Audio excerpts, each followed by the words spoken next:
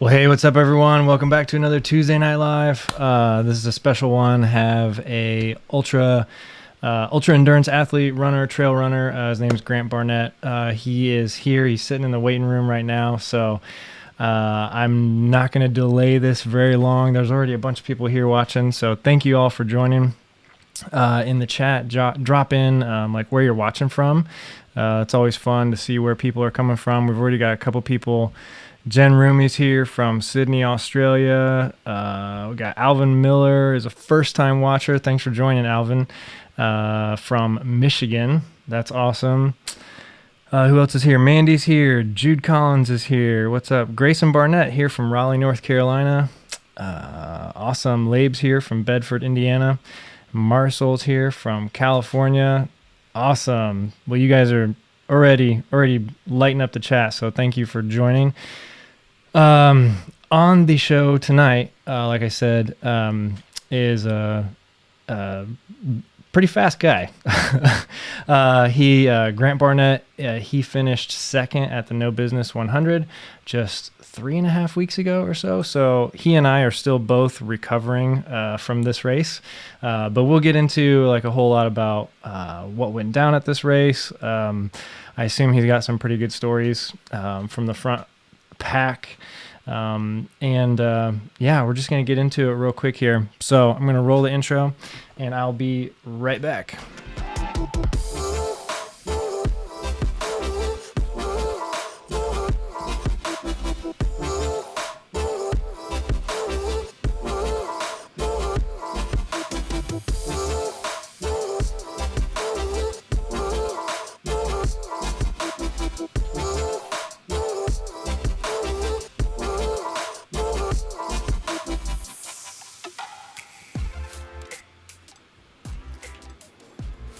All right, so we're back, and here he is, Mr. Grant Barnette himself. Thanks for joining, Grant. Yeah, thanks for having me on. I appreciate it. You got a lot of good YouTube videos and content, so awesome. Thanks, man. Yeah, well, it's a pleasure to have you on. I actually, during this race, I think I only saw you for about 5 seconds, and that was at the start line. Yeah, so. Why don't we just start off? Why don't you just give a little rundown of like who you are, where you're from, and kind of like how your recovery's going from No Business. Yeah, so go ahead. Yeah, so my name's Grant Barnette. For those who don't know me, I'm from Lenore, North Carolina, just like an hour and a half west of Asheville. So it's not quite crazy mountainous area, but it's nice. You have a lot of options around it, which is nice. Yeah, recovery wise, the first week and a half couldn't really walk that well, and I was having to work, so that was a tough process. But right now I was doing a couple like 5-mile road runs just to actually move the legs back again. It feels weird. I got some kinks in the legs, but it's kind of what happens after running 100. Nice. So how many actual full days off did you take after the race? I'm just curious. At least a week. At least a week? Okay. Yeah. Yeah. No running. Nice. Yeah. I think I took like 4. I think I took 5 days off and tried to run on the 6th day, and that was a mistake. My heart and lungs were not back to being ready to run.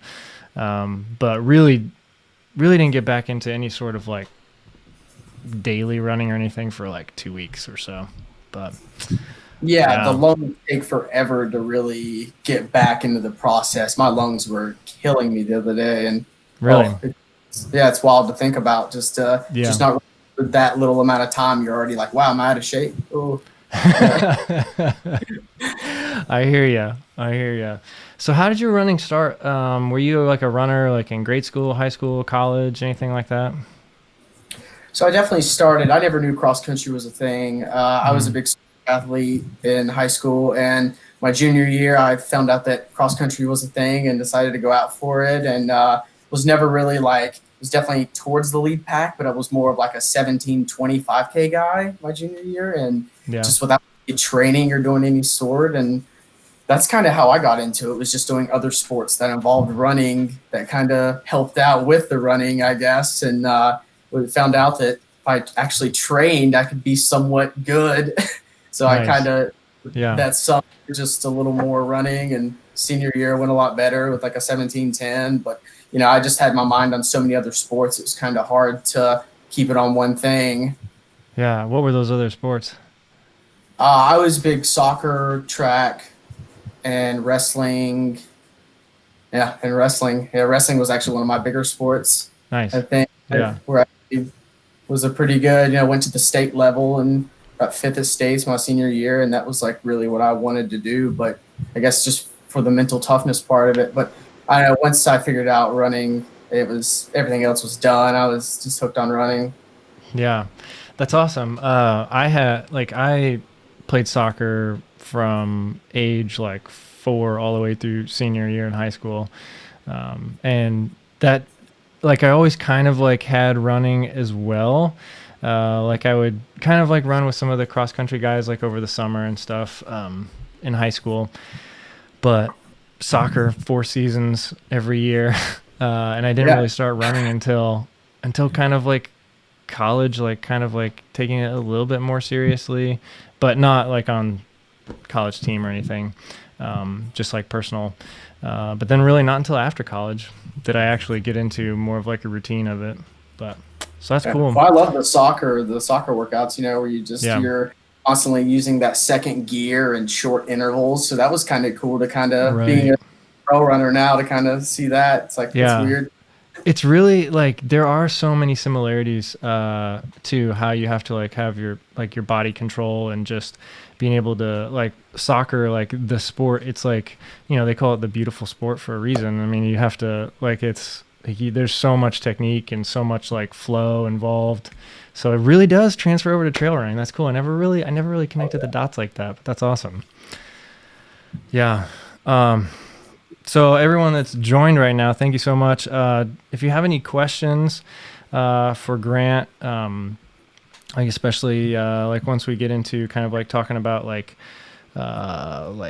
more like race breakdown, gear, nutrition, stuff like that, definitely drop your questions in the chat for him. If I see him, I'll pop him in here and ask him. But yeah, so what do you do like outside of running? Like, do you have a job or like a family, or what do you do outside of running? Well, I don't have any kids or anything that I know of. I'm 4 years old. During the last 3 months, I'm kind of a seasonal ski bum, to be totally honest, for the past 2 years. Yeah. Living, skiing in Utah, doing a lot of backcountry stuff. And which is also just a great cross training to running. Wow. Before that, I mean, after that a little bit, when this thing called COVID came in, I got a job over living remotely in Cherokee National Forest, working for ACE, which is American Conservation Experience, working on trails and on restoration. So I was living extremely remote out in the mountains of Tennessee, and was able to kind of train on the side for no business, which was good. It was, but other than that, kind of just a seasonal worker, didn't really go the college route like a lot of people go. I've kind of try not to make it sound too cliche, but try to live my life based on outdoor sports or through hiking or just in general mountain stokeness. Yeah, that's awesome, man. So I assume that like all that work and everything, being outside, being in the mountains and everything, there's probably so many like skills and like just kind of like just general like mountain awareness and comfortability, like being out in the woods and everything. Like, do you find a lot of that transfers over to running hundreds and running on trails? Yeah, totally. Especially like the job I was working at, it was a good job. I really enjoyed it a lot. We were outside 10 hours a day. And then even if we weren't outside, we were living at some church Presbyterian camp that was, down, which was awesome. But so you constantly have all these factors of just outdoor sports and things you can do on the side of jobs and stuff. And even with through hiking, you're hiking 10 to 13 hours a day and then you're sleeping outside. It's just, I think I feel like it transfers greatly into 100 where you're going to be out there that night. Mm-hmm. Yeah, for sure. Yeah. Do you have a coach for running? I not I Yeah. definitely we have this little team in Salt Lake City called the Bonneville Barnstormers, Uh-huh. and we kind of just give each other a little bit of coaching material because a couple of those guys have been kind of on the side coaches, and it's good to have good friends that don't charge you anything. That's awesome. So you kind of go back and forth from like North Carolina to Utah. Um, Yeah, mainly just because of, I mean, I'd probably still be living in Utah, but when COVID hit, our mm-hmm. ski shut down that I was working at, Mm-hmm. and I had no idea what this thing was. I just knew that we were getting 150 cancellations a day for a lodge that's supposed to be in full capacity at that Wow. time. And Mm-hmm. my parents immediately, when our lodge got shut down, because I was panicked and I had no idea what to do, and I told them, I said, I'm driving 30 hours back to North Carolina. I would rather spend some time at home than try and deal with everything that was happening at the time. And it is just a tough transition. I mean, you go from running up mountains, 11,000 feet mountains every day just to come back. Yeah. You know, love North Carolina, but it's not quite Utah. Right. Right. Yeah. So what, like, I guess, I want to kind of talk about like how you got into ultras. Like, what was your first like experience? Like, when did you first find out about ultra marathons? Like, was it a friend or was it something you saw online, or how did you first find out about ultras and what'd you think? I knew about ultras, not quite the extent that it is. You know, it's such a Yeah. big community, and I had no idea about it. But I just remember being on the Appalachian Trail in 2016 through hiking it, and I ended up running into Karl Meltzer, who was going for the speed record that year You were in on New at the Hampshire. same time as him? Yeah, I met him, Wow. everything, and I was actually he had that documentary that came out, the Yeah. Made to Be Broke, and Yeah. I was actually in that documentary for like 10 seconds. Oh my gosh.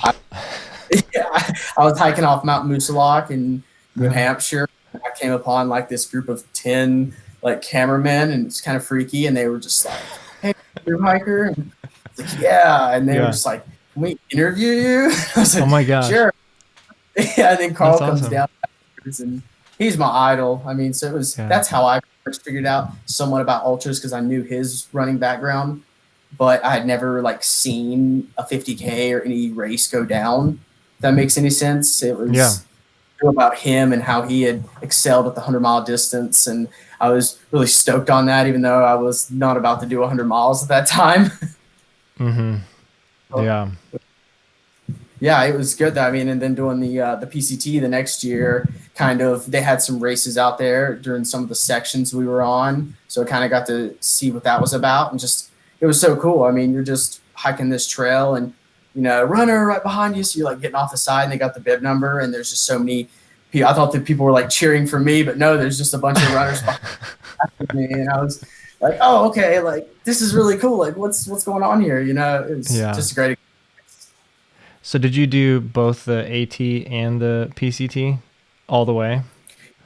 Yeah, I went Nice. straight through. Nice. The PCT was definitely, just California or Oregon gets on fire every year, some way, somehow.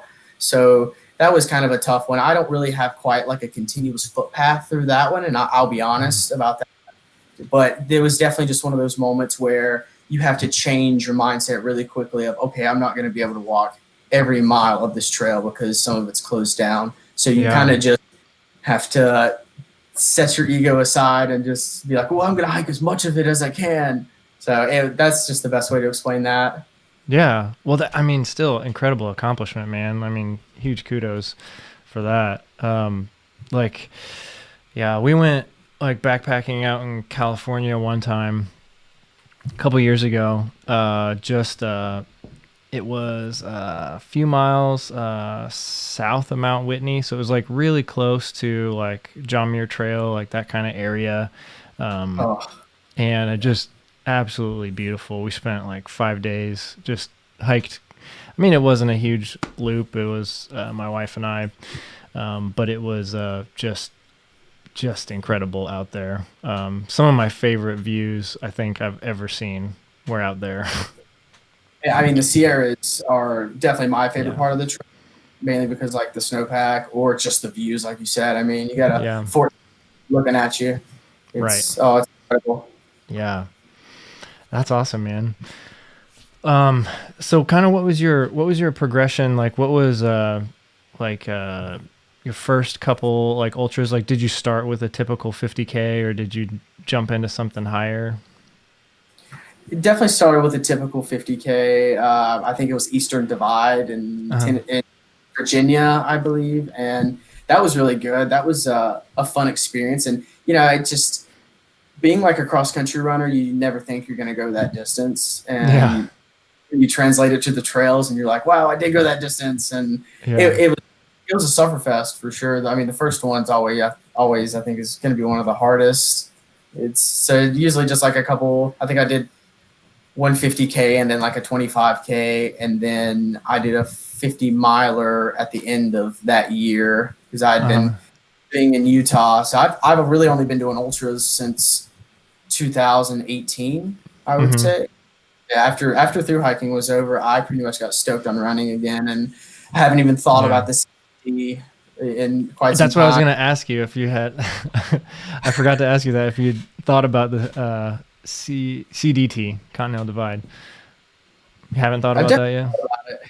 Yeah. Yeah, I've heard it's that's just kind of grizzly bear like I've country heard gets that's the me. hardest one out of the three. Yeah, I would agree. I mean, like if I had to, I've been on like a couple sections when I was road tripping, nothing like serious, Yeah. mainly like the Colorado Trail sections. And Yeah. I grizzly bears get me really freaky, and I Oh started yeah. alone on the AT and the PCT. So it was one of those things where I was like, I got to get a group of people together because I don't want to be that Yeah. guy. Yeah. No way. No way.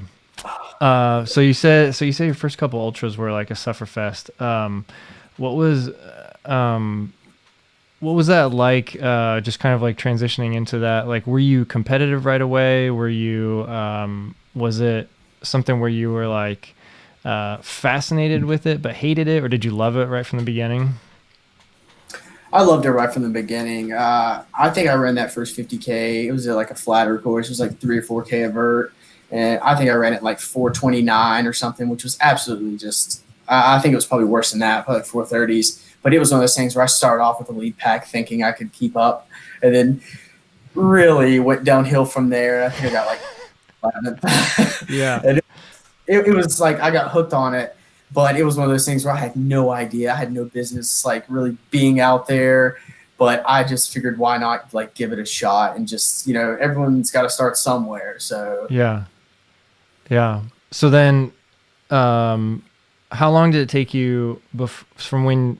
This is a question I get a lot. Is like, so I've ran a marathon or I've ran a 50K. Like, how long do I need to wait until I try my first 100, or do I need to do a 50 miler and a 100K? Like, how much time was in between? Kind of like when you, so like when you ran your first 50K to when you ran your first 100. ooh, definitely. I think the 50K was really early in the season. I think it was like June or July, which is like I'd say probably June, but I didn't even think about 100 for a long time. I didn't know that was a thing. Like people run Uh 100 huh. miles enjoyment. Like what's I Yeah. did a 50 miler at like the end of the next year. I think I only did the 50K that one year, and then Okay. 2019 was kind of more the year where it was like I knew a better understanding of training and knew how to kind of get that at least 1 or 2 long runs in a week, just depending on what job I had at the time. Yeah. And altitude wasn't a problem because I was living at 8,700 feet at a station. Then Mm-hmm. they, I flew back to North Carolina, and that's when I did the Looking Glass 50 miler, and that was an amazing trail. I think Tanawa Adventures puts that one on, and I ended up winning that one, but I think it was mainly just because of the conditions. It was just downpour raining past mile 17, so it was just more of the Mm-hmm. mental, like who's gonna spend less time in aid stations or wait for that quesadilla to be grilled up kind of thing. I was kind of ready just to Yeah. I know what that's like. Yeah. yeah. Yeah. So throughout this, I want to get a couple like audience questions and stuff. So here's one, kind of a general question. Ronald Winkler says, how do you approach your easy runs? Is it based on heart rate or perceived effort or something else? Definitely, for myself, for easy runs, I usually I like to kind of have a certain pace. It depends on how much vert I'm trying to get, or if it's just a flat like concrete run, I usually just try to be like anywhere like from 7:30 to 7:45, to where I'm not overexerting myself and I feel like I could have a casual conversation with someone if someone was there. And I usually don't try to mess around with heart rate too much. It's kind of one of those things that what's really accurate versus other things. I don't really have the top band that you usually have for like the more accurate stuff. It's always been just a wristwatch. So it doesn't really mess with heart rate too much. But I feel like if you have that certain pace you're trying to hit, you're also looking at your watch too much. So it's just one of those things where, I don't even like to map out where I'm going to run. Don't even wear a GPS watch. Just wear like a chrono. Just go easy. And then what the chrono time is and kind of figure out the pace on Strava. Yeah, that's awesome. Yeah. I don't know that. Yeah. I'm like, so like into like, tracking all my like metrics and GPS and all that. Like it would be tough for me to go out with no watch. I don't know. And it's definitely tough because you're like, wow, I feel so naked right now. Yeah, you're like, what am I doing? But it's honestly like there's a lot of, and like, so I coach some people online, and so what I'll tell them, like some of them, if they're starting to get like super stressed out about things like that, or they're starting to have, a couple weeks in a row where we're not having solid efforts and the work just isn't happening. Like sometimes I will tell them, just no watch, just go out and just run for fun, just run what feels good. And then come back and kind of tell me how it went. And every once in a while, I think sometimes you just need a little bit of a reset like that. Yeah. Oh no, totally. And that's how I feel about Strava. Like for sure. Like I love Strava, but it's one of those things where I'll see some of my buddies do kind of some epic stuff, and I'm like, I'm not doing that. Like, so I try to go out and hit. You feel a kink somewhere, and you're like, okay, maybe I shouldn't have done that. It's. I love Strava, but I hate Strava. Yeah. I have the exact same thoughts towards it. The FOMO, fear of missing out. Like it's just like you see even people that you're like for me, it's like people that like are my peers and everything. Like I'll be like, oh man, he ran 10 miles today. Oh man, maybe I should go a little farther. Totally. It's like, and then, you see some of these guys like Jim Walmsley and stuff, and you're like, oh my gosh, like, it's just, man. Yeah, I hear you. So your first 100-miler, that was the Wasatch 100, right? How did that go? Yeah. Tell me first why you signed up for it, and then what were your expectations going in, and then kind of like, what did you find out about yourself, about 100-milers in general? Kind of like, how did that race go for you? Because you did pretty well too. It was, oh man, that was, what an experience. I definitely have a funny little story about it. Awesome. Throughout the winters, I pretty much just backcountry ski and, obviously do my little skiing inbounds too, which is really fun. But I really love the workout for backcountry skiing. And I remember sitting in my little dorm, little dorm with two other roommates, and it's tiny, small. But I was on my computer and I had put my name in for Wasatch in the lottery just because I just wanted to see what I could do. A lot of people on my little team had done 100-milers, so I was definitely just kind of interested in it, and I'd watched a ton of YouTube videos about them and stuff. And it was one of those things that seems to be people just kind of jumped into and just kind of saw the outcome. I mean, you can plan all you want, but I mean, when it comes to 100, sometimes it's just so unexpected. Right. And I was in the ski lodge or in my room, and I was on my laptop watching the lottery video, and it's like a 2-hour video, and it was just it took forever. And I think like my name was one of the last 30 to get drawn or something. Nice. And I remember hearing my name, and I just shut my laptop face, and I was just like, oh God, what have I up into? So I I was still skiing. I hadn't done any running from that. Uh-huh. We just get so much snow up there. We got over 700 inches the year I was there, and the road, Whoa. but it's just, oh, I just want to ski, less impact and all this, and it was really fun. But definitely, it was time to hang up the Dynafit ski boots and definitely start running again. So I had a really good, solid training block. I did Speed Goat in July, which I remember I was still skiing July 4th. So I had done running, but I still kind of managed the skiing as well, just as a nice cross train. And I did pretty well at Speed Goat. I got 13th with like a 6:28, I think. And that race is just, oh, Karl Meltzer is crazy. I mean, that race is just crazy grueling, and it's just so much climbing, like 12K of climbing. And Yeah, I really, wow. right, yeah, for a 50K, it was almost too much, but it was a competition. And so I did that race, and that was really fun.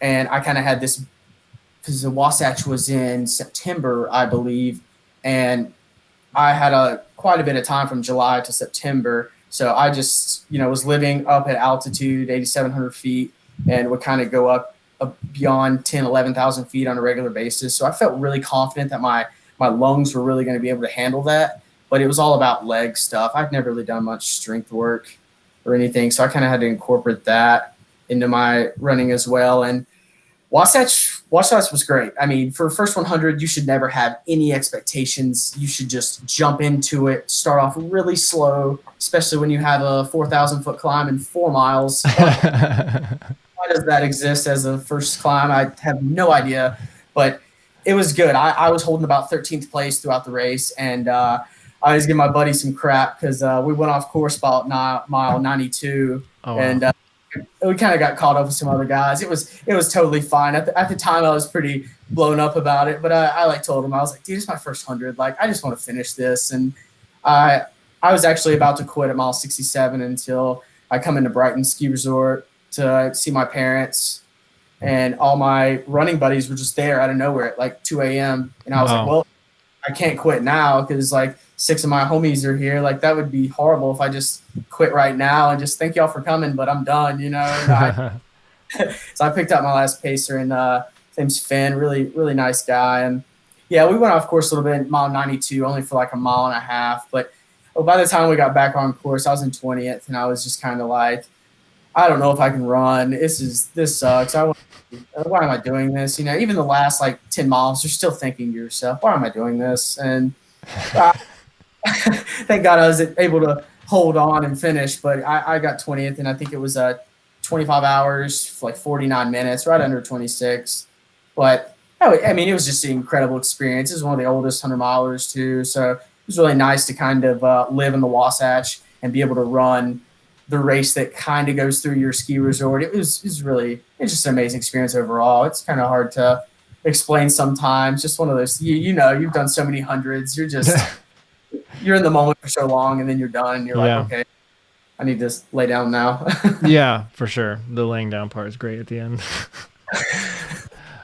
So what was that like when you went past like the farthest you'd ever gone, and then you realized that you still had quite a bit left to go? Like, what was that like mentally? Was it kind of like, did you get down? Did you get like depressed? Was it like, did you even notice it, or were you so like in race mode? Like, what was that like when you went farther than you'd ever gone before? So the farthest I went before that was 50. And I just kind of had this realization that all you have to do really for hundreds is just eat a lot at certain times and then just move slower. So it was especially with that much climbing. I think it was 25K climbing, 20K around there. That was, it was climbing. So it's definitely a slower pace throughout. Definitely a big mental at mile 50 when I picked up one of my pacers like right at Lamb's Canyon, which is 47 somewhere in. And it was kind of like, wow, like we still got another half to go. Like this is pretty legit. It definitely mentally, I hit a big like mental bonk after that. That was just kind of one of those things you kind of go through. You bonk so many times, you feel like throughout, and then somehow you go into an aid station and you get something to eat, and then instantly you're just switched back around and you're stoked again. And I just think that's pretty amazing how the body just goes through so many different like changes during an ultra, definitely 100.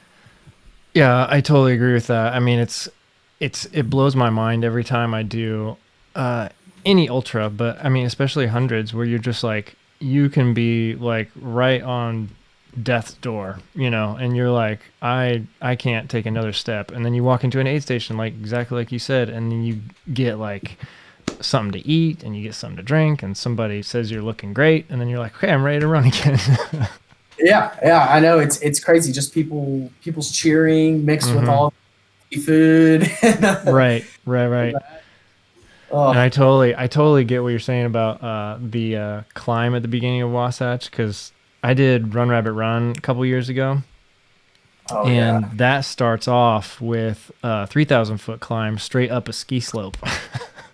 And there's not even a trail. You're just going through it's just overgrown grass. Like they're just like, you go up that way, and you're like, okay. Like everyone just spreads out, like there's no trail. You're just going up the side of a mountain, and like the ski lift is above you. Definitely a couple parts like that during No Business, all those big like drainage. Oh my god. Oh my gosh, yeah. Yeah. So moving in towards go ahead. What were you gonna say?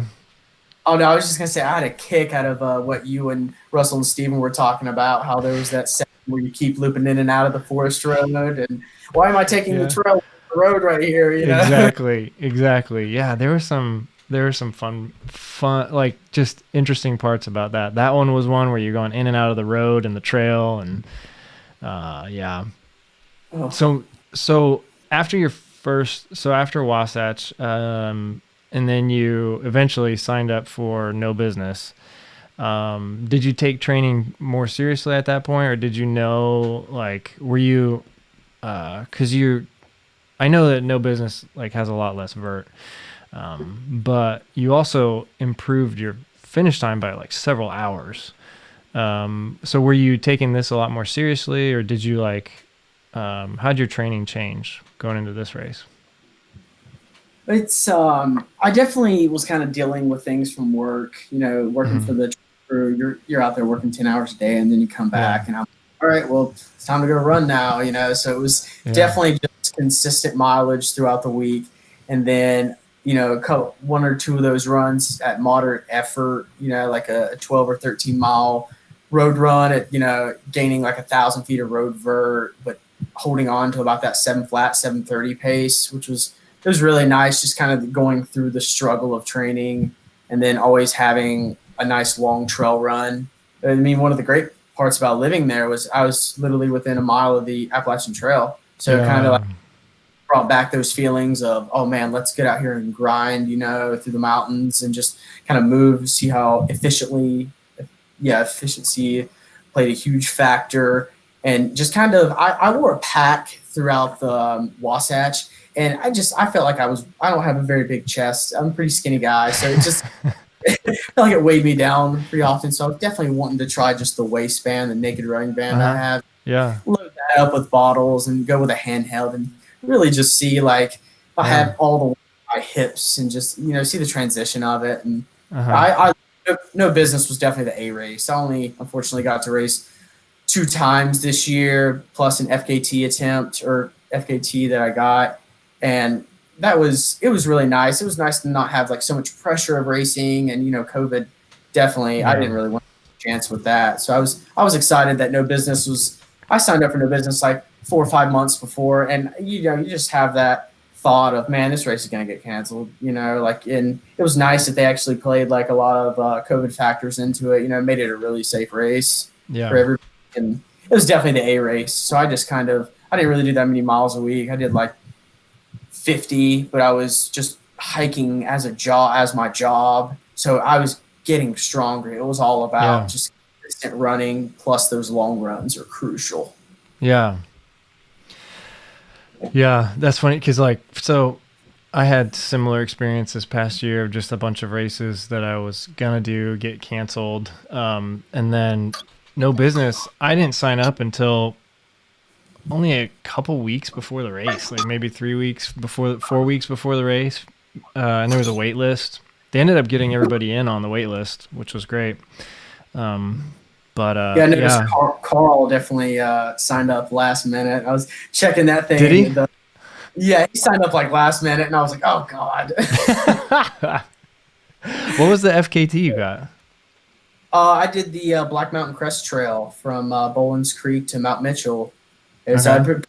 pretty stout FKT. It's like the terrain. I don't know if you've ever been to Black Mountain or Mount Mitchell, but man, it is just the most rooty, rocky, just rock slab running. I mean, it's super prominent too because it's like one of the only ridges in North Carolina you can tag 6 peaks above 6,000 feet. Which Really?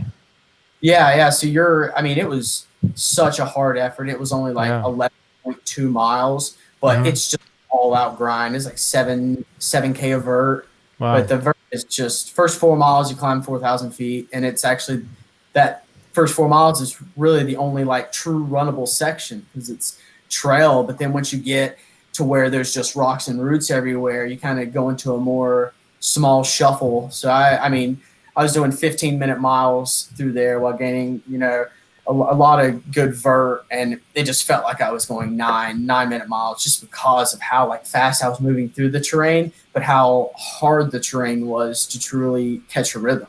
So I ended up in like 2 hours and 23 minutes. The previous record was held by this guy. He's got a lot of good FKTs. He did it in 2:31, and I remember I got it by like 6 or 7 minutes. So I pretty good, but it was all out push. Nice. Well, that's awesome, man. Congrats on that too.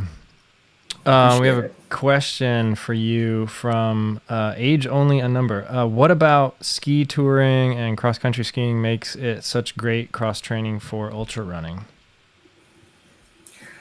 So the main thing I usually say about ultra running and just, picking a good cross-training activity, the skiing in general, downhill skiing, your hips are going to get pretty strong, but you're not going to get any sort of, you'll be at high altitude, so I guess your lungs will be feeling pretty good at that, but you don't get any true workout. I mean, I love skiing, downhill skiing as much as anyone else, but it's just not quite the right fit. But cross-country skiing or backcountry skiing is the best cross-training I can think of because I'm not much of a biker. It's just all about the uphill vert. There's no stress on the legs. Your hips and just your legs just get so strong from it because you're constantly just going uphill. And even when you're skiing down, after you have 7 or 8K of vert in your legs, you have to like ski a quarter of the way down and then take a quick like 30 seconds to breathe because your legs are just, it's supposed to be the recovery is going down, but just as much. And that's what I've always found. All the great athletes that I knew in Utah, especially my buddy Joey Campanelli, he just got the Nolan's 14 record. He got the world record this year. And that's what he does. He gets 1 million feet of vertical climbing in every year, and he's an absolute monster. So he just human powered vert only, no chair lifts. He's just insanely smart when it comes to being in the backcountry and knowing avalanches, and that's always your worst case scenario while backcountry skiing. Is just avalanches and just checking the Avi forecast every day, make sure the danger rose is looking good. But no, it's just, you just get so fit. I mean, I just feel like all the fat gets burned off your body because you're still burning a lot of calories out there, the same as ultras, but you're not quite having to deal with the stressful impact of going downhill.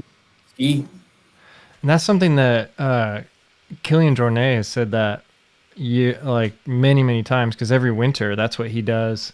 He just goes up into the mountains and skis, and he talks a lot about reducing the impact but still getting the same similar types of workouts, and like you said, your hips and your knees and everything, just getting the stress on them but not the impact. So Kilian Journey, I mean, that is the best athlete to look at if you're even considering, not quite like the skiing he does, on some of that gnarly terrain, but definitely just seeing what it does to your body. I mean, it's wild.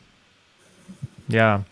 So right before No Business, like what you talked about, kind of like you used the naked belt and you put some bottles in there, and you had one bottle in your hand. Or and then what other gear choices were you making? Like, what kind of shoes did you wear? Like, everyone always wants to know shoes. Any type of gear. Like, what did you pick for No Business? And did you have like a reason for making those choices? I'm definitely when it comes to trail running shoes, Solomon seems to really. I choose the Solomon Sense Ride series usually every time, whether it's a 50K, 50 mile, or anything above. They seem to really have that series of shoes dialed down, and I'm kind of one of those people that's pretty superstitious about shoes. So it's Yeah, one of the where I'm still buying the Sense Ride ones just because of how cheap they really. are. They still sell I them? love it. Yeah, they sell them on Nice. like trading posts for like $50, and I'm like, Wow. three pairs, come on, you know. Yeah. I love the Solomon. I mean, I guess just because of the whole lacing system too, it's really Mm-hmm. efficient. Yeah. But then again, I've taken some gnarly ankle twists with those things on, and afterwards it's not the best, and I'll definitely tell you a story later on about that. But I Yeah. definitely naked running band's great. It doesn't sag. The more things you have in it, it kind of adapts to your waist, so Mm-hmm. there's sagging around, there's no bouncing motion, and I usually just kept a 500 milliliter bottle in the back, and then all my goos up front, so I didn't really have to wrestle around. A lot of honey stinger waffles, but I like to do goos for about the first 40, and then I got to stop because all that stuff slushing in your belly is not too fun. It's just what a weird texture, But Yeah. than that, it was I really like to go compression socks later in the race too to increase blood flow for recovery, and just to you need all the blood flow you can get in 100. But other than that, it was kind of just arm sleeves have worked really well, and I don't know. I see you got is that a Garmin watch you have on there? Right now, this is an Apple Watch, but I have a couple different watches. Yeah. Yeah, What I did used you to. use a watch during the race? Yeah, I like the Cento Yeah. 9 Yeah. Aura. It's a good watch. It's Yeah. a little pricey, but I mean, kind of one of those things where if you kind of want to know that extra stuff about what you're doing and stuff, it's definitely a key purchase, I Yeah. think. Did that And battery last you the whole time, or did you have to charge it it halfway? lasted the entire time. I Wow. think the Nice. messed with it a little bit because the vert was definitely off. It was like not Right. even showing 12K. I think it was like 11.8 or something, and the Uh huh. mileage was off, and it Yeah. definitely. I don't know, but it's just one of those things where when I did my first 100, I had two other Sunto watches they're like the Spartan series, so they were just super not like the best watch, I would say. So I constantly had to in 30 miles, one of them would die, so I put on the other one. So it's just like, oh, I'm not really Yeah. seeing any progress here, So, Yeah. but other than Yeah. that, I think the gear was great this time. Nice. I felt faster and more efficient. Yeah. No, that's a really good point about the waist belt. I definitely, uh, I totally agree with that. Like when I go out on like certain types of runs, I'll just wear a belt. Certain runs, like with hundreds, like I always have a pack. But that's just me and my pace. But the Sunto 9, like I used that for a couple different of my hundreds last year, but it died after like 19 hours during one of them. So I was kind of like, oh man. So for the next one, I brought a charger and like charged it like halfway through the night just to make sure. But it charged super fast in like an hour and a half or something. So, but Yeah. yeah, that's awesome. It lasted you the whole time. What about like crew pacers? Did you have anything like that for the race? Did you have drop bags? And did you like yeah, so crew pacer for you this race? No pacers. Hmm. I was trying some buddies, but just I probably let them know a little too late for sure. It's Yeah. just one of those things. I was kind of nervous about that. I was like, man, I don't have a pacer or anything, and the Wasatch had two different pacers and seemed to go pretty smooth. But I definitely just wanted to really just have some genuine alone time with Hmm. myself. My parents, I mean, my mom and dad they're incredible. They like to watch me suffer. I think they get a little kick out, which is awesome. So my mom and dad have been at every out of the two. They've been at both my 100-mile races, and they're just Yeah. my mom gives me that look, especially No Business. I mean, 80 that last like 8 station. I think it was 83 miles in, or like there was like 13 miles I think left to go, so a little later in there. I started doing a little bit of hallucinating on that road before, because those markers, you see like that real shiny thing on the bottom, and I kept thinking it was somebody's headlamp, and I was like, oh man, someone's catching me. So I was tripping out. The little square on the bottom of the markers was so bright. It seemed like it was a headlamp, and plus in the middle of the night when you're not really totally all there either. Oh yeah. Oh my gosh. Oh yeah. But they've been super supportive. And my brother, Grayson Barnette, he's in this chat right now. That's my twin brother. Nice. He's everybody's nothing but supportive towards me. So I just, it's just nice to have people to do that, because it's for 100. I don't really like to use drop bags. I have no idea what nutrition really I need sometimes. So they come in and they would just kind of hand me stuff, and it was pretty efficient. There was definitely some parts where I would usually come into the aid stations in first, and I would kind of sit down, which is probably not the best option, but I was just at some parts there, I was just wanting someone to kind of catch up so I could kind of tuck in behind. It was sometimes trying to run by yourself the entire time, you kind of like lose the momentum, and you're like, oh man, I'm starting to slow down. I can feel it. Yeah. So, okay, so let's get into the race now. And I wanted to ask you what it was like lining up next to Karl Meltzer, because as we've talked, you said that you've looked up to him for so many years, and he's also like, I have his website pulled up because I wanted to show everyone this. I think this is hilarious. On his actual website, it says that he's the winningest 100-mile runner on earth. So, and then like just a couple other stats. Like I just pulled some stuff from his website. I mean, this is just crazy, guys. He's won more 100-mile ultramarathons than any other ultramarathoner on earth ever. In 2016, he set the Appalachian Trail FKT, which is 2,190 miles. He did it in 45 days, 22 hours, and 38 minutes. He held that record for a year. He's won Wasatch 106 times, Hard Rock 105 times, San Diego 103 times, and the list goes on. But he's won a 100-miler in 19 consecutive years. So, Grant, what was it like lining up next to Karl Meltzer? It was definitely mentally just total punch in the face. I mean, you're just like, oh, this guy, like, he knows what he's doing. If I can just have a good, clean start and tuck in behind this guy and just try and just mimic what he does, it was, I remember looking on the website, and, I noticed I was kind of on that first position for a while of, like the ultrasonic rankings, which don't really matter at all. But once I saw Karl's name pop up, I was like, I could pretty much have two reactions to this. I could get mad and just start cussing because I know I'm not going to win, or accept this, get some quality time with this guy in the mountains to just talk to him and figure out what his system is. And I was pretty surprised. Like right before the race, I was talking to him, and he remembered me from G.O.A.T. So I think he made a little research on me. I'm not sure. I don't know why. He ran away with it in the last 13. I'll tell you that. He dropped the hammer on me, and I'm forever humbled by that. I love everything about him racing. I was actually kind of a little nervous for him at first because me, Luke, and him were running together, and I was leading, and we were all just right behind each other. He just does not talk like for quite some. I wondered about that because he's like I didn't talk to him or anything, but I was watching him warm up, and it was just like he was super serious, like just game face on, and so that's when.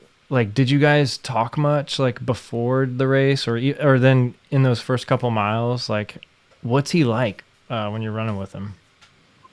I talked to him a lot before the race, just a little bit. I was warm, and I saw him, and I was just like, "Hey, I don't know if you remember me, but I did G.O.A.T, last year," and he was like, "Oh yeah, you ran that 6:28, right?" And I was like, "Wow."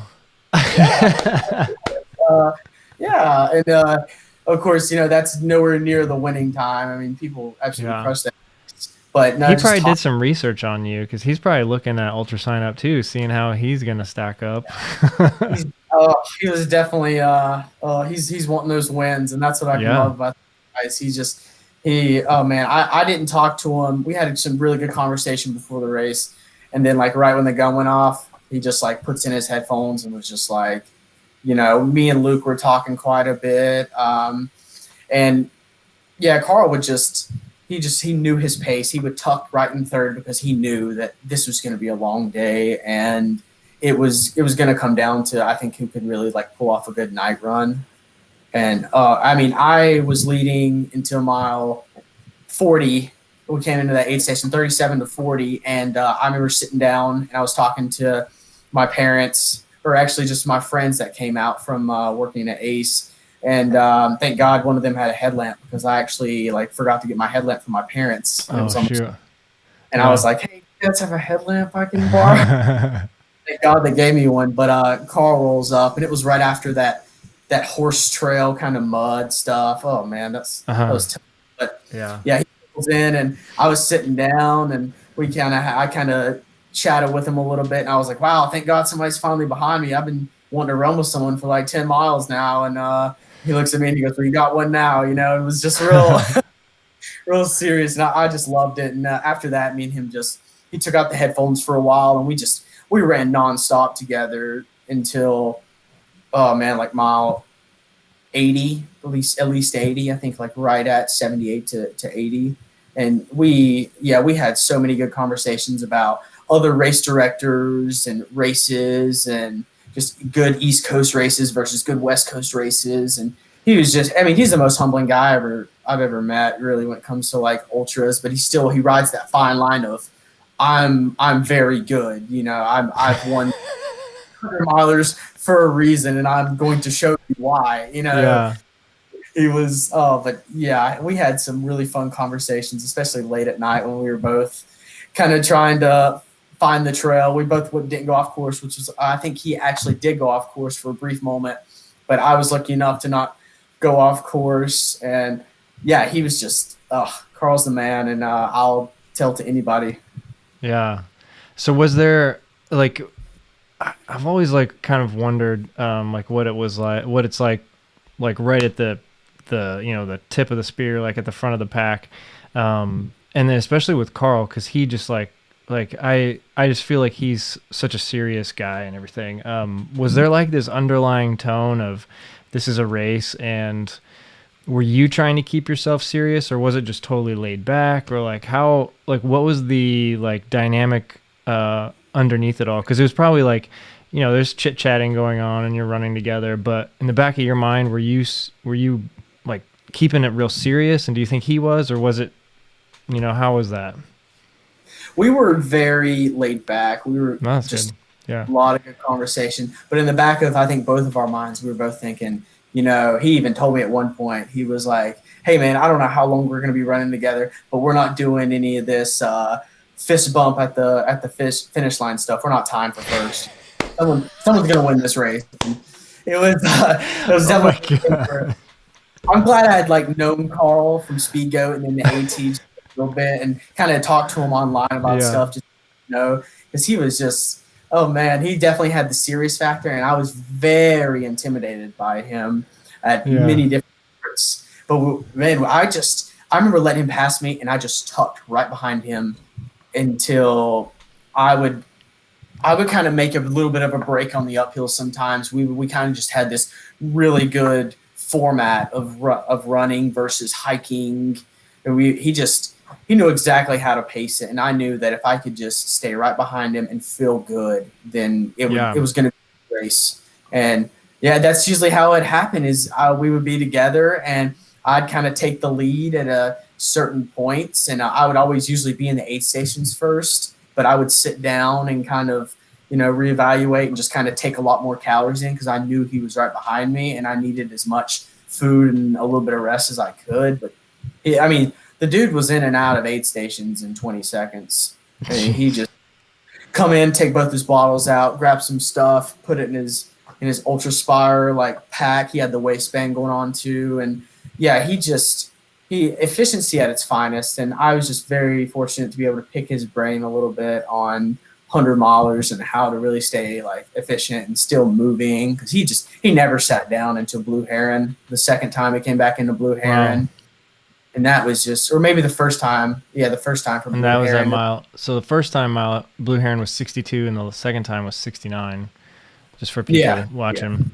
So, like, when you're saying that you guys were, like, right with each other, like, are you close enough that you're, like, within speaking distance, or are you, like, 20 yards ahead and behind, or how, like, what was the dynamic there as you were, for the majority of the time you guys were together?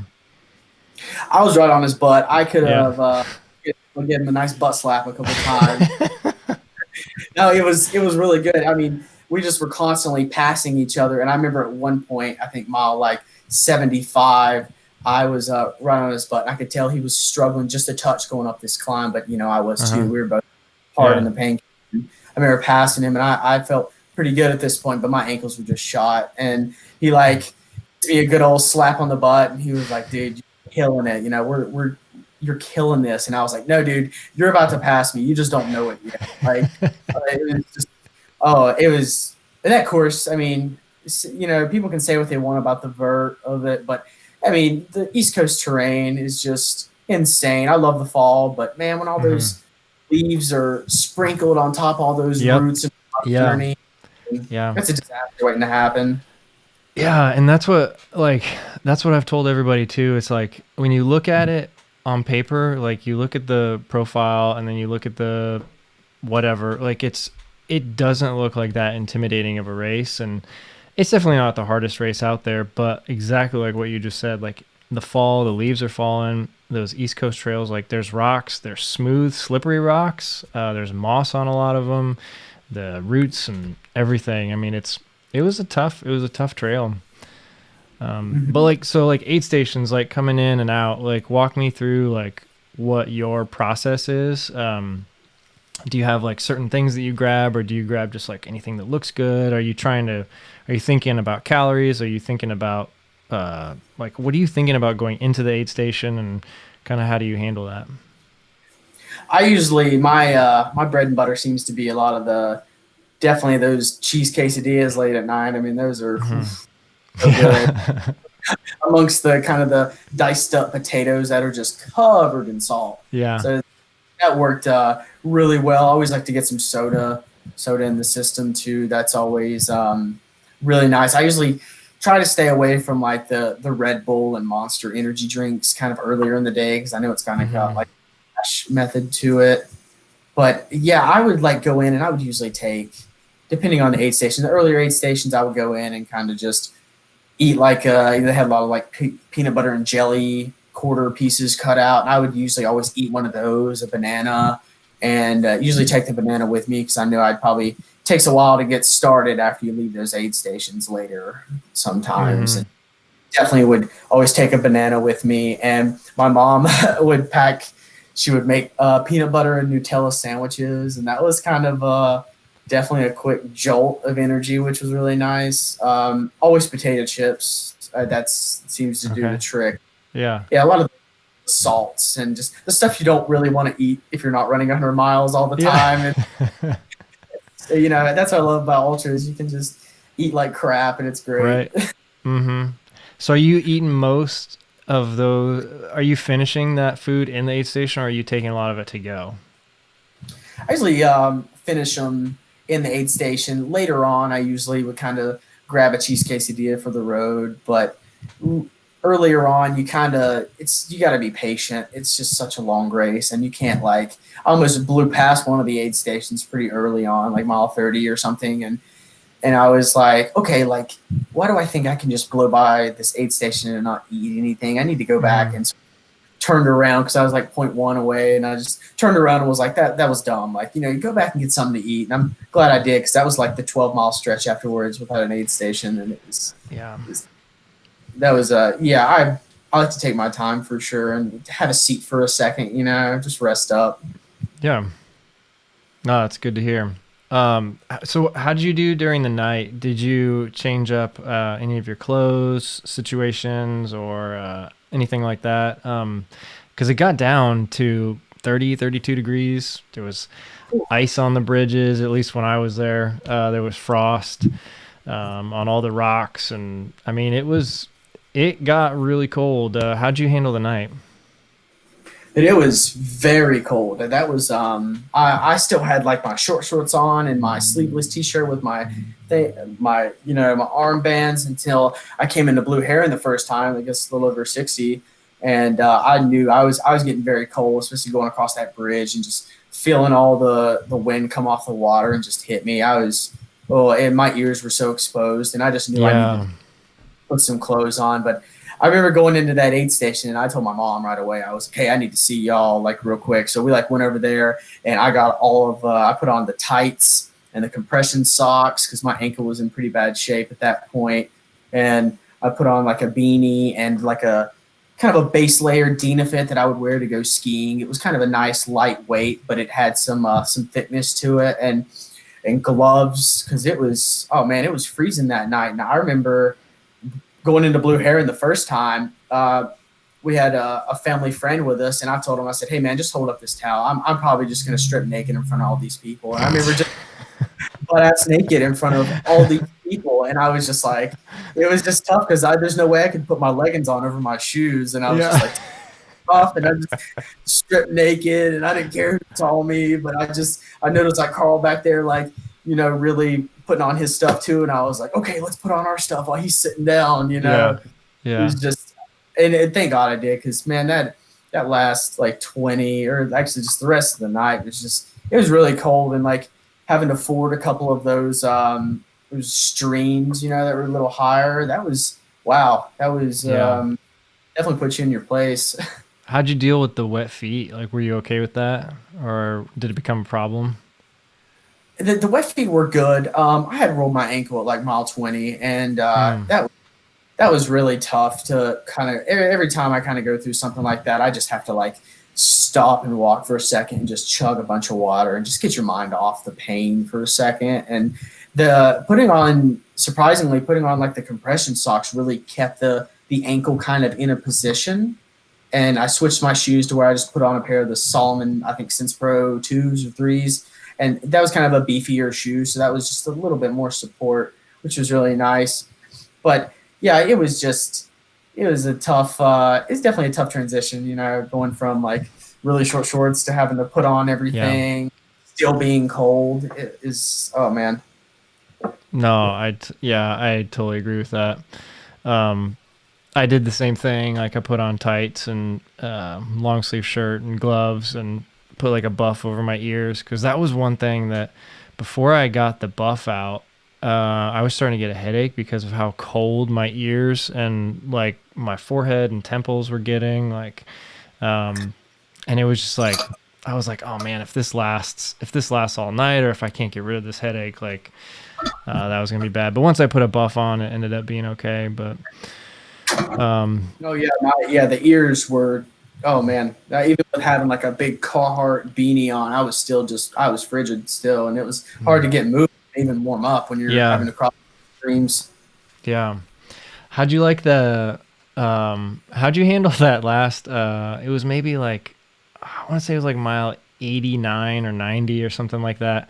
Right after you leave an aid station, you kind of like descend down into this like little ravine, and then the actual trail was a stream for like half a mile or a mile, and you kind of had to keep getting in and out, and it was like just rocks, and like there was no way you could not just run straight through this stream. Like, I mean, I kind of hated like that.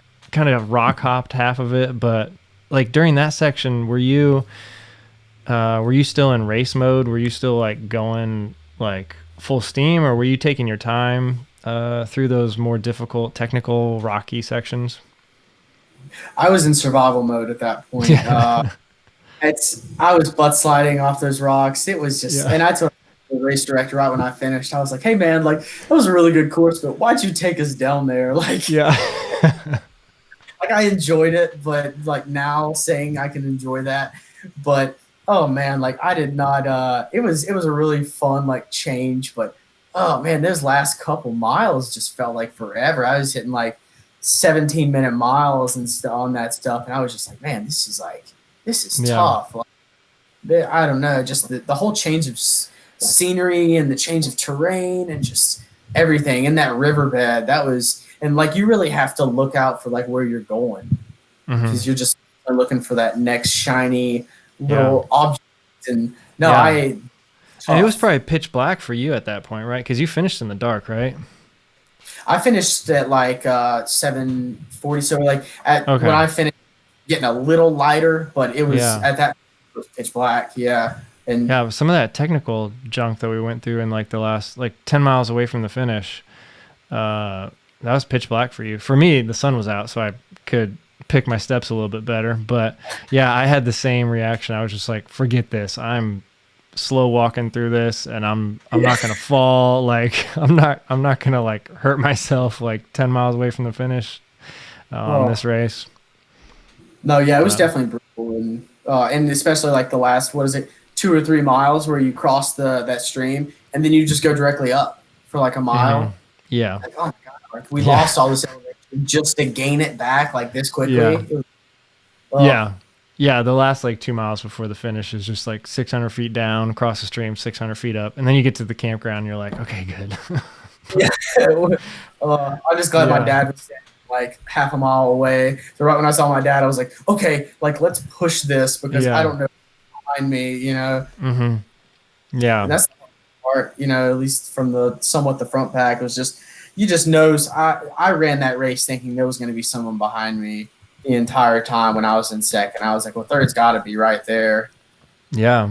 So speaking of, okay, yeah, I kind of missed that part. I wanted to hear your story about when Carl like made his move and left you, because I heard the story from an aid station volunteer, and I wanted to hear your take on it. Oh, he. I don't remember like the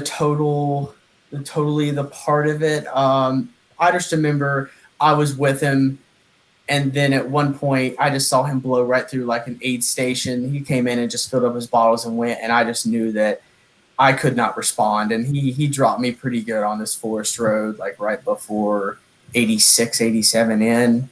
Yeah. And oh man, it was just what was the story you Well, heard? that's funny because that's probably like exactly how you would have like witnessed it being in the moment. One of the aid station workers was like, they were like, they were like so proud. They were like, "This is the aid station that Carl made his move," and like they were telling everyone, and they were like, "Yeah, the guy that was in first came in and." Like he needed to sit down for a minute, and then he wasn't looking so hot. And then Carl came in, and he took a look at him, and he goes, "Fill my bottle up now." And they filled his bottle up, and he was out. And there was like he was only in here for 20 seconds. Like he saw the guy in first place, and he made his move. That was like killer instinct. And Yeah, no. they were like so proud that he made his move at their aid station, and it was like so funny to hear them all talk about it. Yeah. Oh man, it was right at. Yeah, I remember that now because I came in and oh man, they had a big old fire pit set up, and Yeah, I grabbed a couple of those cheese quesadillas, and they had me some soup broth, and I was at that I pretty much knew. I saw him come in after me, and I was like, I'm just gonna let him go. Like yeah, I can't. There was like a big 4 or 5 mile stretch just on the road after that, climbing to the yeah, next station, and I just knew it from then. I was like, yeah, he's gone. Like that was because I had looked really good before then, and that was when he gave me the good old slap on the butt. Every time stuff, and I just knew it. I was like, man, he's gone. And I remember getting to that aid station 5 or 6 miles later when you get on that road for a while, and I asked my parents, I was like, hey, so when did Carl come in? They're like, yeah, he came in like 20-25 minutes ago, and I was like, yeah, that's it. That's yeah. I was a second. I had really struggled on that road. That's when I started kind of hallucinating a little bit. Mm. I What'd you just felt like see? I felt like I was seeing a bear. Like every Oh time I wow. saw the objects in front of me, I thought it Uh-huh. was like a bear's eye or Yeah. like right on the side. Because I've just been in so many encounters through like especially the AT, I saw like 25 to 30 bears throughout that trail. Wow. And it was, that's like my one thing when I'm doing those kind of races is pretty like remote. You can get to the next aid station, but it's just one of those things where this is the unknown out there. Anything can happen. And I was seeing, huge like 1,200-pound bears that were just, staring at me as I ran by, and just, oh man, I definitely heard like a couple coyotes, and that kind of freaked me out a little bit. Yeah. When you're out there on those roads, man, anything can go across, the road and just kind of stare at you. It's like on both sides of the trees, and it's like if anything's looking at me right now, like it could probably come out and get me. Yeah. No, dude, I saw like as I was driving in for packet pickup the night before, it had gotten dark before I got to the campground, and I'm across at like two separate times. There was one bear right in the middle of the road. I had to slam on the brakes. Like this is like 2 miles away from the campground, and then like half a mile later, there's two bears in the road, like a mom and a cub, and like that was in the back of my mind the whole race. I'm like, oh man, like especially in the night, because I was alone. Like I was running with a buddy for about the first like 40 to 45 miles, and then we split up. He went a little bit ahead of me, and I thought he was like good and like way ahead, but we found out later that we were really close like the whole time. But pretty much like the last like 55 miles or so, like I ran alone. And like how was that for you, like once you like got on your own? Like was that kind of like tough? Like did your mind start playing more tricks on you, or like you said you were kind of like hallucinating? Was it like, how was that for you? It was I mean, once I saw Karl take off, I knew that there was probably no chance that I could really like reel him back in. Especially, I chilled at that aid station for at least like 10 minutes, and I was I was just trying to take in as much some of the soup broth as I could, just to warm myself up. And no, I saw that coming. I knew he was gonna, efficiently, he was gonna see me and see like I couldn't hide it at that point. I was dead. Yeah. He was taking off. That's my thing. Is just running by yourself. I train alone when I'm not in Utah, but it's just, I mean, out here, night running is so different than when you're out. You feel like you're in the middle of nowhere. Like when you're running on the East Coast on some of these forest roads, when kind of out west, maybe if you're at night and there's a full moon, you can see the peaks and know that you're in an open area. But, you're just constantly in vegetation, and just the terrain just changes so many times. It's really hard to kind of like mimic each section when you're really just going through so many different types of terrain through sections. Yeah. So I mean, once the hallucinating started set in, I got to that aid station, and my mom was trying to ask me a couple questions, and I was just like giving her the like blank stick, just like, oh, sorry, like what were you saying something? Like I just had no idea like what was like going on. So it was one of those things where I was like, I'm just going to try and hold on for as long as I can. And whatever happens. I still raced as hard as I could because, I mean, you've done so many hundreds, you know how it goes. It's one of those things where you can push as hard as you can.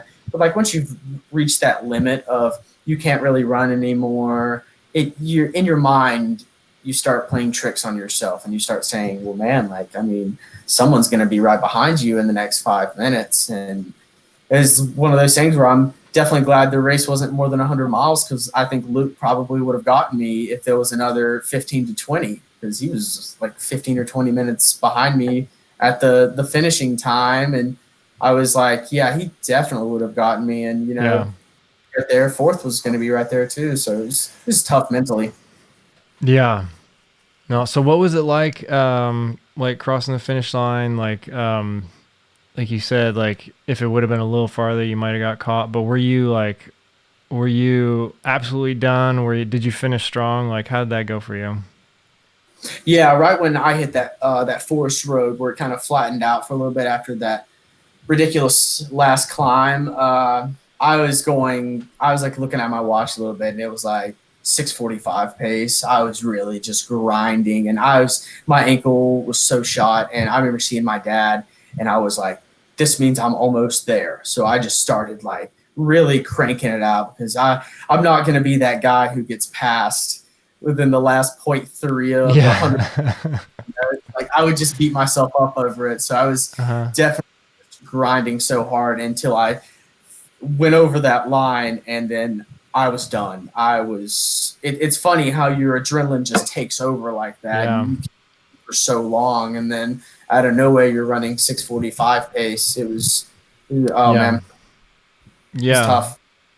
I should check what I was running at the end. It probably wasn't. It definitely wasn't 6:45. It felt like 6:45, but it was probably more like 8:30s maybe.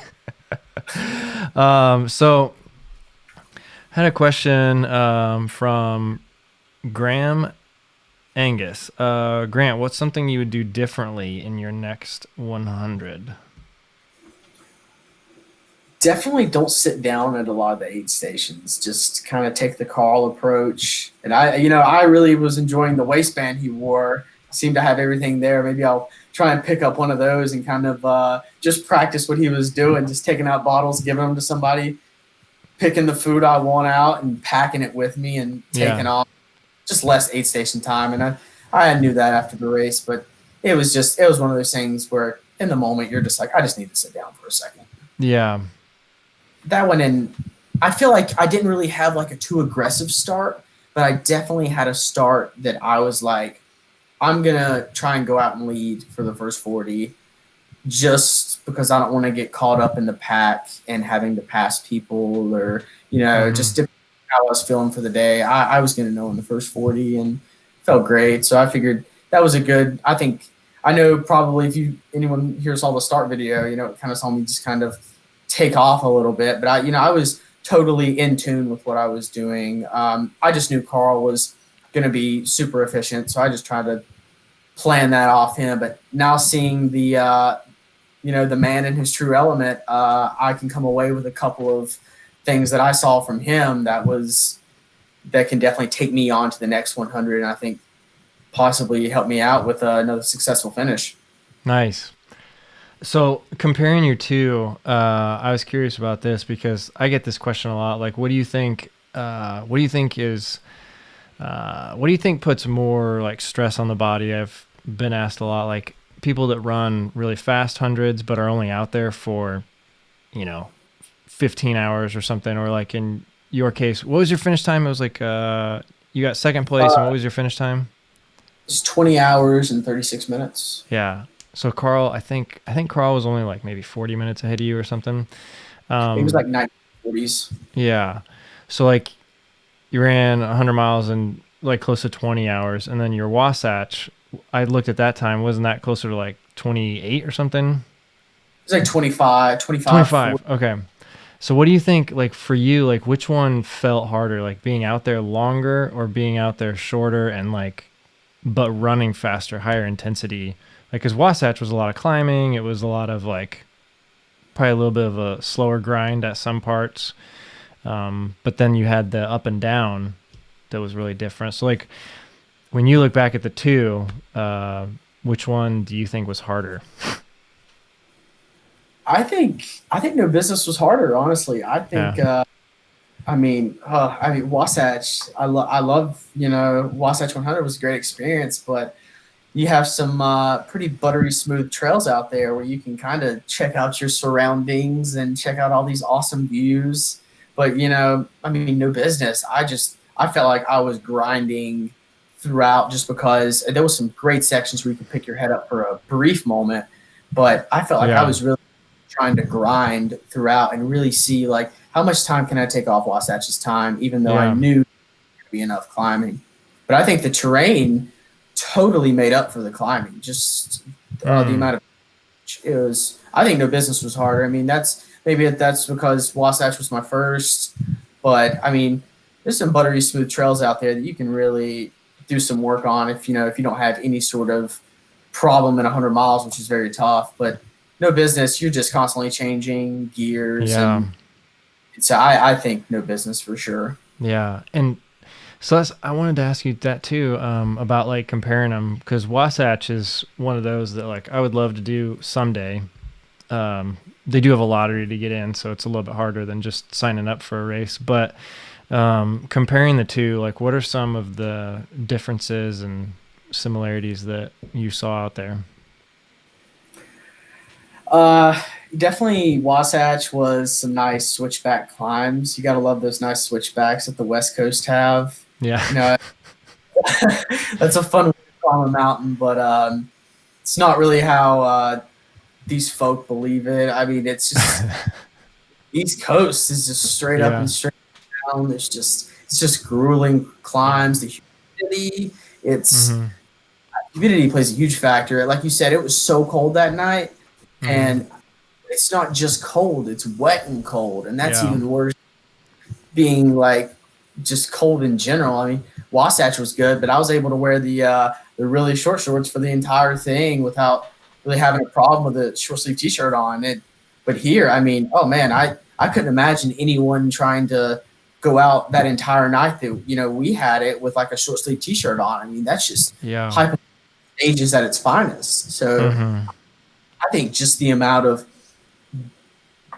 they're so different, East and West Right. is different. So it's always hard to compare, but it's definitely one of those things that it's comparable. And I think the East Coast is just, weather can come in out of nowhere. Depending on Wasatch, it rained for a while, but it, quickly cleared up because you're, at a solid 11,000 feet. So altitude plays a comparison on the West Coast. But here, it's just the climbs are more grueling. They're slower.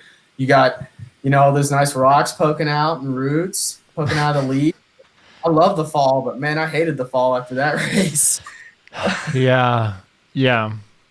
Yeah. I went on a trail run a couple weeks after, and I was just like, oh my gosh, like this, it just took me right back to that race and that like anxiety of rolling your ankle.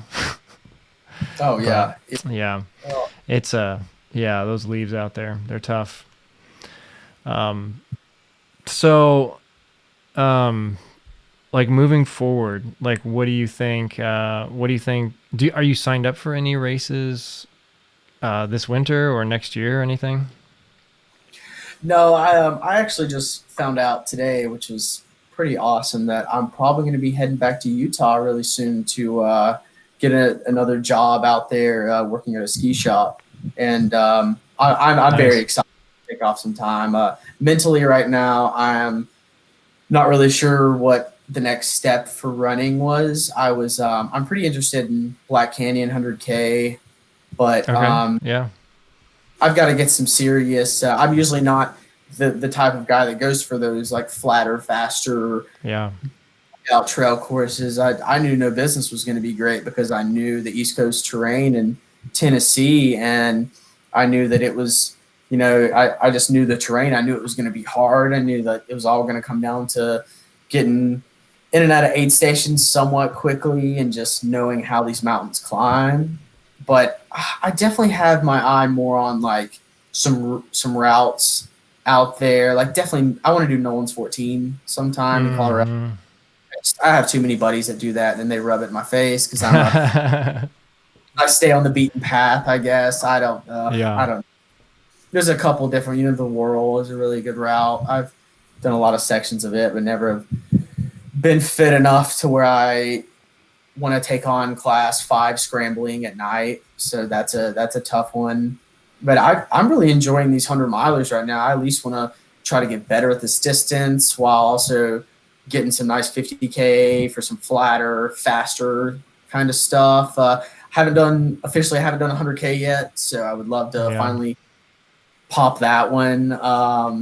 Yeah, man, I'm just excited to go skiing now. I Yeah. get my running for a while. I've been thinking about this race for 5 months, and now it's finally over.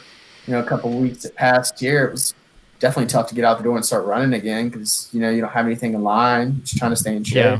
Right. For sure. Yeah. So do you like, are you more drawn to,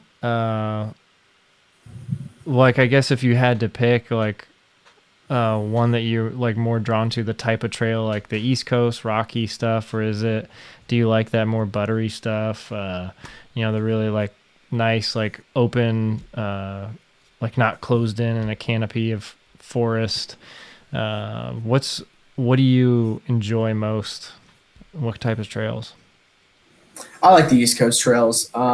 Yeah, I mean the West Coast can have their views. I love the West Coast views. I love the high altitude and how I don't really sweat that much after a run. That's pretty nice. Not Yeah. a huge salt stain on your hat, which is cool. Yeah. But I think when it comes to more pushing, being able to stay at that front pack, it's got to be East Coast the terrain. I know because there's some fast guys out there that are fast guys out there now, and it's really tough to go to the West Coast and go to other places like California and even Oregon and Utah and Colorado. All those, I mean, there's just so many good athletes through there that can on any given day can really just lay the hammer down on you on a nice flatter or a race like not quite like Hard Rock, but just a nice genuine hard race that is more buffed out buttery smooth trail. Yeah. I think when it comes down to the East Coast, I think I kind of have not quite an advantage, but for people who haven't been out here, the vert says it all, but it doesn't say it all. Yeah. I was trying to look up who has the record for the Grindstone 100. Have you heard of that race in Virginia? Yeah. Yeah. The year I did it, you'd like that race if you liked No Business. Avery Collins won it. I know Avery. Yeah, but I can't remember who has the record out there. I don't want to say. I thought it might have been Karl, but I don't know. But yeah, that would be a good race. They had to cancel it this year, but it's a Hard Rock qualifier, so you'd probably like that one. I would definitely love Grindstone, or I'm sure you've heard of Hellbender. Yeah, that's cool one. I like Aaron Saft is a really nice guy from like the Mills River area near Asheville, so he's a really good guy. And there's definitely some good other ones on the West Coast. I mean, obviously, I would love to run Western States one day, but that's just such. I mean, oh man, just the lottery system for getting into that. But the Bear would be a really good one in Utah. Usually, when people do Wasatch, that would be good. There's a new one. What is it? Bighorn 100 out in I think Wild. That would be a lot of vert in that one. That would be fun. Yeah, I've heard some good things about Bighorn, the Bear, all that. Yeah.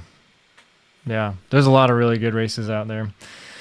Oh yeah. Okay. So here we go. Ryan Morarity says Karl Meltzer has the record at Grindstone, 17:13. Oh man! Wow. So he ran Grindstone quicker than No Business. Yeah. Do you know the vert on that one? Yeah, Grindstone's vert is 23,000.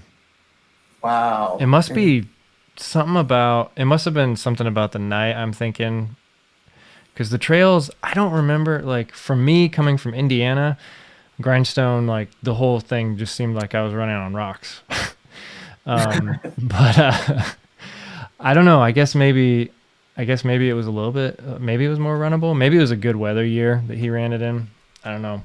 But there were some of those climbs. I mean, like 2,000-foot climb several times throughout the race. So you're like going uphill for a long time. No Business. I think the biggest climb was like 600 feet. Yeah, it was. You hit that a few times, but they were quick. Yeah, they were. They were definitely. You would know it really quick when you were about to do one of those climbs too. It kind of just shooting up, and you're like, "All right, well, here we go again." Yeah, exactly. Oh man, well Grant, thank you so much for joining me. Where can people find you? On the internet? Like, are you big on like Instagram or Facebook, or do you have a website? I know the answers to these, but you can say them. So I'm not quite sure. I think it's grant.run is my website. My brother, who's very supportive of this, made it for me. But where I'm usually at is Instagram, just Run with Grant, one word, pretty simple. And I like to get on Twitter some, so I'm not exactly sure like what my username for that is, but my brother takes it over again. So it's just one of the things I don't know. It's really nice to kind of meet people like yourself, on social media, and then you kind of have these genuine conversations about mountains and different races and stuff. So I just I appreciate you having me on, man. It's a treat.